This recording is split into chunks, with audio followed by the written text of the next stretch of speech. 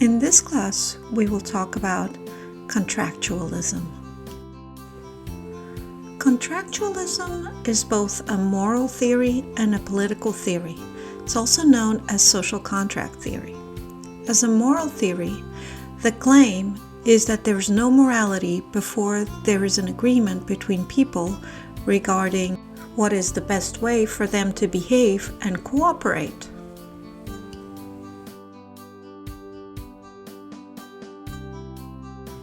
The term contractualism applies to all social contract type theories. However, sometimes there is a distinction made between Contractarianism and Contractualism. So in the class, I will first tell you what Contractarianism typically means and then Contractualism. But sometimes the word Contractualism is used for both Contractarianism and Contractualism ideas. Contractarianism is inspired by Hobbes, which we'll talk about in a second, and it's the idea that without an agreement, life would be pretty unpleasant. Therefore, it is in our own self-interest to enter into social agreements where our safety is guaranteed, even if in the process we lose some of our freedoms. So that's typically what contractarians defend. Now, like I said, Hobbes is one of them, but before Hobbes, contractarianism was already defended in Plato's Republic. And I'm just going to read this quote from Plato's Republic. In this part of the conversation, Socrates is talking to Glaucon, who is Plato's brother. And Glaucon is telling Socrates about an understanding of what justice is that was around at the time. And this is what he says. They say that to do injustice is by nature good, and to suffer injustice evil, but that the evil is greater than the good. And so, when men have both done and suffered injustice and have had the experience of both, not being able to avoid the one and obtain the other, they think that they had better agree among themselves to have neither. Hence there arises law and mutual covenants. And that which is ordained by law is termed by them to be lawful and just. This they affirm to be the origin and nature of justice. It is a means or a compromise between the best of all, which is to do injustice and not be punished, and the worst of all, which is to suffer injustice without the power of retaliation. And justice, being a middle point between the two, is tolerated not as a good but as a lesser evil, and honored by reason of the inability of men to do injustice. All right, let's break this down and see what he means. What he means is if we could do whatever we wanted and get away with it and, win, then everyone would rationally prefer that. But the problem is when that's allowed, there are some people that end up on the bottom. They end up as victims. And so because we don't want to end up as victims, we accept something in the middle that doesn't allow us to win it all, but doesn't allow us to lose it all either. And those are the laws. And so he says that's what justice is, an agreement between people to avoid us from losing everything. So contractarian theories typically say that if we don't have an agreement, we are at high risk, and therefore it is in our self-interest to have an agreement, and then justice is just the result of those agreements, but it's not something that is there before the agreement, so to speak. Another contractarian, and the main contractarian really, is Hobbes. So Hobbes was a philosopher that first talked about the state of nature. For Hobbes, the state of nature was basically a state of war. Hobbes describes the state of nature as being solitary, poor, nasty, brutish, and short. So he simply imagines that in a state of nature, everyone would be basically fighting everyone. And the main point that he makes is that there wouldn't be just like someone who arises as a natural leader. This is because he thought that people had different abilities. They have different builds, different levels of strength, but the stronger is not always the better because there are many different types of abilities that someone can have to gain advantage. And furthermore, people can also associate themselves against the weaker, can associate themselves against the stronger. So there would never be an end to strife and to disagreements. You would just be in a perpetual state of war. Hobbes thought that there were three causes of quarrel that we would never be able to fully resolve in a state of nature.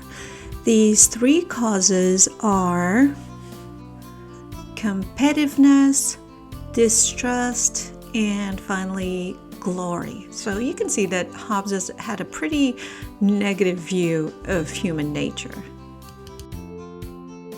And it is because of this characteristic of human nature that humans need to enter into agreements. They enter into agreements to avoid the chaos of the state of nature. However, Hobbes noted that agreements are useless unless we are made to follow them.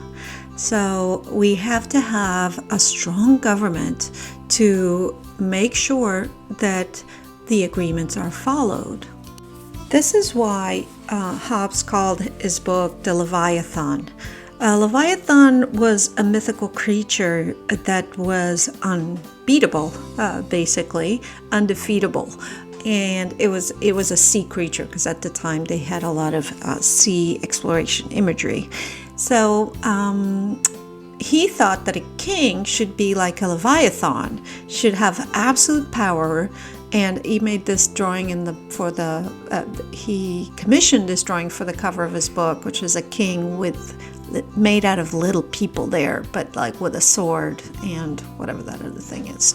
So the monarch would have to have absolute power in order for the social contract to prevail. So contractarians typically think that it is in our self-interest to come into contracts so that we can prevent the chaos of the state of nature. Now, there are some modern contractarians. For example, there's a philosopher named Gauthier that instead of talking about the state of nature, he actually says that because we now question whether morality even exists after Nietzsche, which we'll talk about in a different video, he thinks that because people question whether morality exists, they're not motivated to act morally. So therefore, he thinks we need contracts now. And he actually has a complex proposal, but the main idea is that if we can come up with contracts where everyone thinks that they will benefit from them, then these contracts would be stable and people would follow them. So that's a modern version of contractarianism. So it's still like based in self-interest and in the idea that before the contracts we're in some sort of trouble, so we really need them.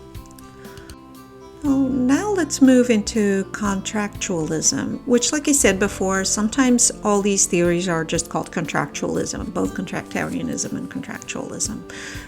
But typically, contractualism is used in a slightly different way because the idea is that people enter into contracts not because there's some terrible state of nature or only for self-interest, but for maybe other reasons. There are other reasons where, according to which people, other reasons that people follow that make them get into social contracts.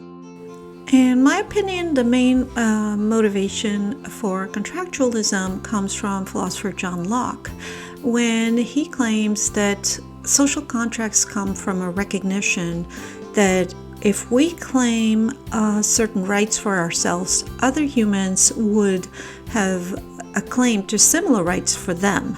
So therefore, it's like a recognition that other humans' needs are similar to our own, so we're open to entering into a social contract because of that. I will talk a little bit about John Locke and his proposal for social contract theory. So philosopher John Locke did not agree with Hobbes that a state of nature would be a state of war. Locke actually thought that in a state of nature there would be plenty of resources for everyone, and since there would be enough for everyone, conflicts would be easily solved. If conflicts did arise in a state of nature, small communities, he thought, would start appointing impartial judges to decide any disagreements that appeared between them. So people in these communities would claim rights for themselves, and they would recognize those same rights in others as well. The rights that John Locke proposed were life, liberty, and property. John Locke inspired the American Revolution, so you might recognize these rights, except in the United States they changed property to the pursuit of happiness in the Declaration of Independence. So why do we need social contracts then, according to John Locke? It seems like if people can just get along and nominate some judge, then they don't need a social contract. Well, John Locke said that the problems start escalating once money is introduced. So before money was introduced, each person would not consume more than what they could eat, so to speak. So if you could, for instance, if you had a pizza and you had to divide it by 10 people and there were 8 slices, a judge could easily come up with a solution to divide it fairly. But however, if you can sell a pizza and you can make as many pizzas as you want, you can sell it and keep the money, and the money doesn't go to waste, then you can monopolize a lot more than what you personally need, and accumulate a lot more than what you consume. And when this happens, he said this escalated the problem of scarcity. And the conflicts now become a lot more complicated, and you need a social contract at this point. Another social contract philosopher was Rosseau, and Jean-Jacques Rousseau. And he thought that, opposite of Hobbes, he thought that the state of nature was a much more moral state than the civilized state. He thought that in a natural state, humans will guide themselves by 2 principles: self-preservation and empathy to others. So he thought these were the 2 principles that would guide everyone in the natural state. Rousseau came up with the concept of the noble savage. So he thought that primitive cultures were much better adjusted than civilized cultures. He thought that civilizations, what they did was turn self-preservation in what he called self-interest, which was like a type of vanity. He actually called it amour-propre. Another problem with civilized communities was that there was always a tension between authority and freedom. And he thought the only way to solve that tension is through a social contract where all the members of society participate in decision making. So he had advocated for sort of direct democracy. He thought that what the majority decides should become the will of the group, and that would solve the dichotomy between freedom and authority. So both Locke and Rousseau see the social contract not as a way to escape a terrible state of nature, but as a way to solve societal issues based on some recognition of equality between the members of the group. Now, there are also contemporary social contract theorists, and the most famous one is John Rawls. So let's talk about John Rawls now. All right, John Rawls is a 20th century philosopher that wrote a book called A Theory of Justice. This book was very influential both politically and legislatively. So it was actually referred in several Supreme Court decisions. In this book, he presented a view called justice as fairness, and I'll try to explain what that is about. So Rawls looks at what would constitute a social contract that everyone could accept and that everyone would consider to be fair. In order to do this, he proposes something he calls the veil of ignorance. The veil of ignorance is a thought experiment where we imagine that we have to decide what a fair society is, or what a fair society would be, if we don't know what position we would have in this society. What kind of rules would we decide to propose in this situation? So if we don't know what position we're going to have, what kind of rules would we accept? This is the veil of ignorance experiment. Rawls thinks that under this veil of ignorance, we would come up with these two principles of justice. The first one is the most important one, and it's called the freedom principle. And the second one is also important, although it's with lower importance than the first one, and it's called the equality principle. So in this video, I will explain to you guys what he means by each of these principles, the freedom principle and the equality principle. Let's look more at what each of these principles actually say in the book A Theory of Justice. So the first principle says that each person is to have an equal right to the most extensive basic liberty compatible with a similar liberty for others. The second principle says that social and economic inequalities are to be arranged so that they are both A, reasonably expected to be to everyone's advantage, and B, attached to positions and offices open to all. I will go through each of these things and try to clarify what he means by them. The first principle basically says that my freedom stops where your freedom begins. The first principle is not new. Philosophers like John Locke and John Stuart Mill already had defended pretty extensive basic liberty principles. The second principle is quite interesting and original. I will analyze parts A and B separately. The second principle is the equality principle, and it says that social and economic inequalities are to be arranged so that they are both A, reasonably expected to be to everyone's advantage, and B, attached to positions and offices open to all. The first one of these is traditionally called the difference principle, and the second one, opportunity principle. So I'll start with the difference principle. So the difference principle says that inequalities are only to be accepted if they should be to everyone's advantage. What he means by this, to everyone's advantage, is that the person that's worse off in this society that is not equal is still better off than they would have been in an egalitarian society. And I'll try to illustrate this with this imagery of different types of cakes. Think about an egalitarian community, and say that in this community, everybody comes together and they make a simple cake, and each person brings the exact same ingredients to make this cake. In this kind of situation, it seems fair that each person should get the same amount for this simple cake. Now imagine a different situation. Imagine that in this situation, some people are really good at baking, others have, chocolate, others have access to a lot of flour, and people bring in different things into the cake. So the cake they're able to make when they work this way, when each person uses their talents, is a little bit better than the simple cake that they originally made.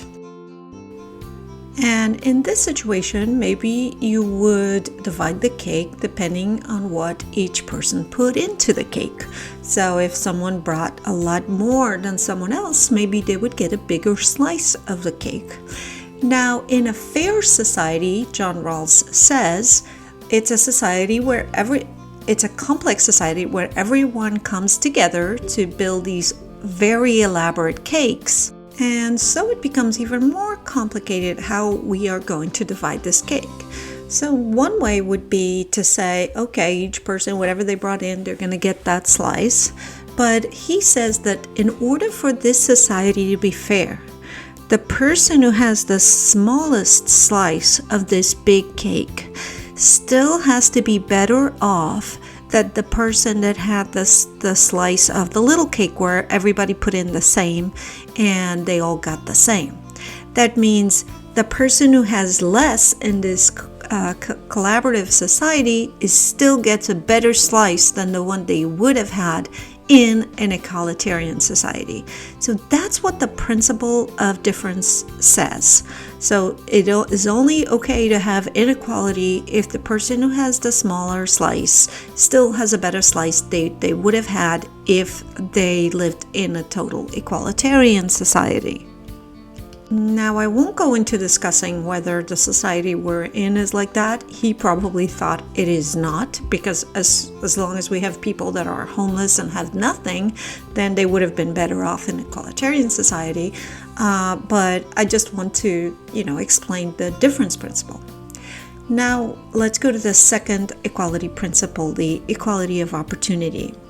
So he says that the opportunity principle says that all all positions and offices that are like higher up in the society should be open to all. What he means by this is also quite interesting. So typically there's a difference made between equity and equality. And you may have heard about this in the past. So equality would be when everybody gets the same, but as you see in this picture, if everybody gets the same, some people don't get to see anything over the fence. And equity would be giving everyone what they need so that they all get to see over the fence. John Rawls' position is different from these two in my interpretation. So what he says is not that we have to provide the step stools for everyone to get to see.